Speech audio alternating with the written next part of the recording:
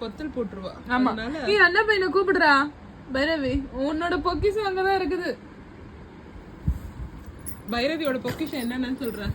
உங்களுக்கு இருட்டுல தெரியுதா இல்லையான்னு தெரியல. அங்க ஒரு பாருங்க தலைகீழா இருக்க ஒரு டெடி பேர், அங்க உள்ள ஒரு மேட்டு, பாத்ரூம் கிட்ட இருக்க மேட்டு. இதுதான் வந்து பைரவியோட பொக்கிஷம். இது ரெண்டும் கட்டில் கடையில இல்லைன்னா நைட்ல தூங்க மாட்டாங்க. இப்ப எதுக்கு எந்திரிச்சு வராங்கன்னா என் தங்கச்சி கிட்ட வந்து விழுந்து போறல.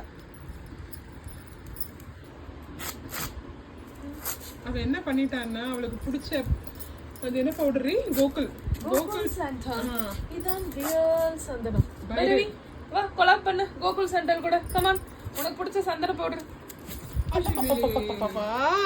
சொல்லு, ப்ரமோஷன் பண்ணு.